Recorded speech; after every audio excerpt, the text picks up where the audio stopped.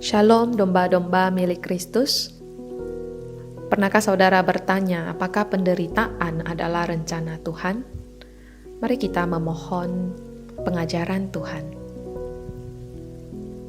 Bapa di sorga, sungguh kami hidup di dalam dunia yang penuh dengan kejahatan, dan tidak jarang kami mengalami penderitaan.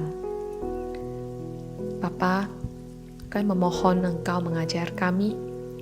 Bukalah mata kami untuk melihat hal-hal yang Engkau datangkan, hadirkan dalam hidup kami. Segala hal yang Engkau rencanakan adalah sungguh amat baik.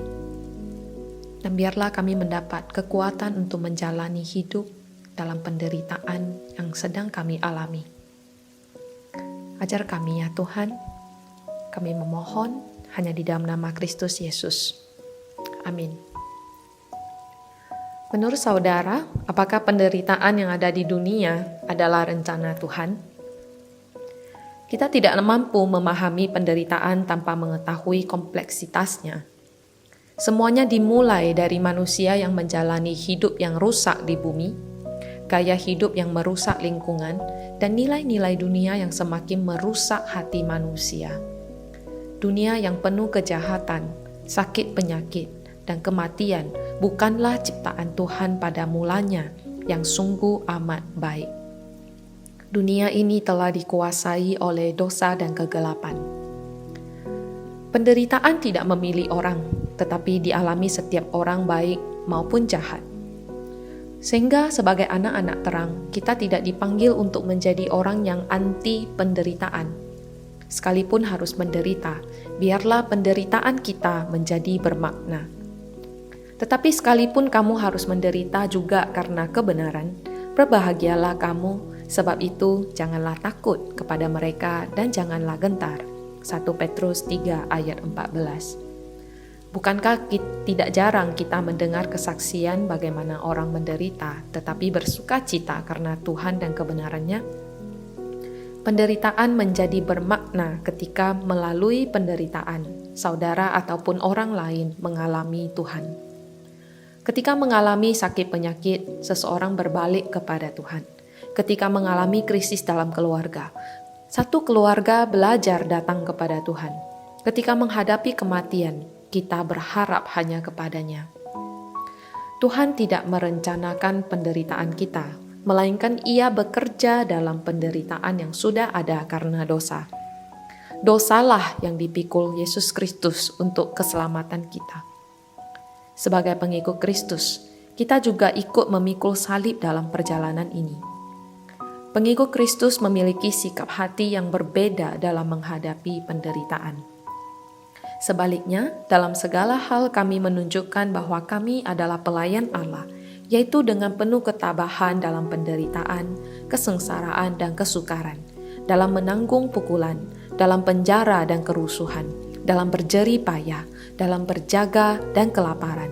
2 Korintus 6 ayat 4-5. Karena tujuan menjalani penderitaan bukanlah untuk penderitaan itu sendiri.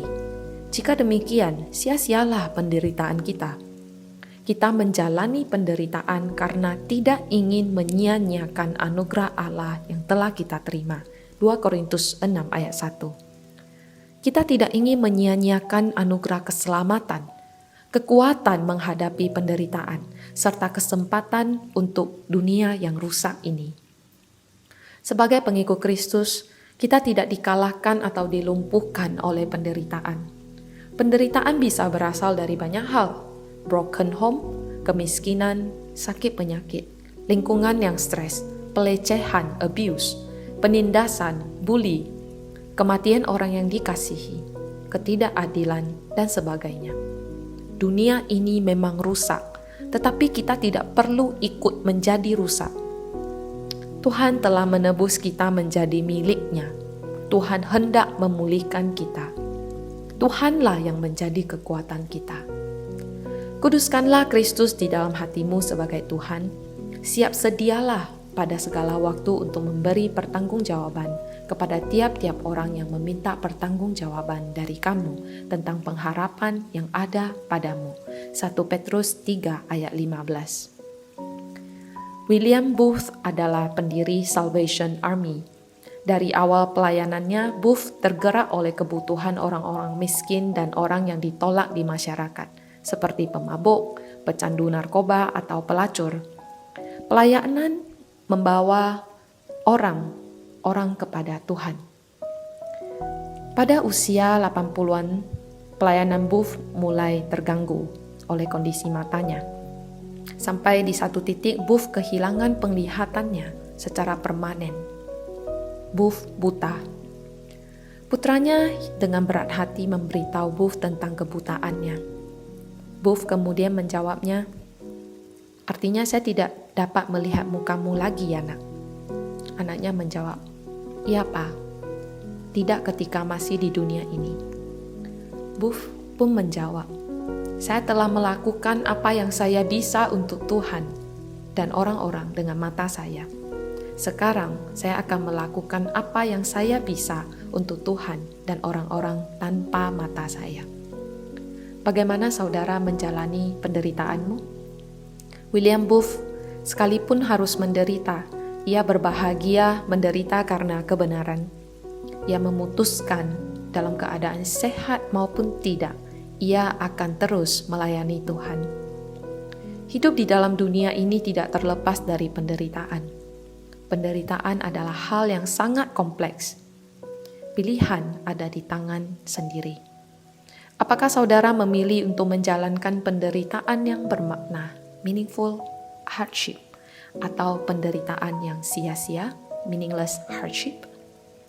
Biarlah penderitaan kita tidak menjadi sia-sia, tetapi penuh makna dengan berpegang pada janji Allah, bahwa penderitaan akan berlalu. Kelak, Ia akan menghapus segala air mata dari mata mereka, dan maut tidak akan ada lagi. Tidak akan ada lagi perkabungan, atau ratap tangis, atau duka cita, sebab segala sesuatu yang lama itu telah berlalu. Inilah rencana Tuhan. Dari Wahyu 21 ayat 4. Rencana Tuhan dari kekekalan, yaitu menghadirkan langit dan bumi yang baru, yang sungguh amat baik. Amin.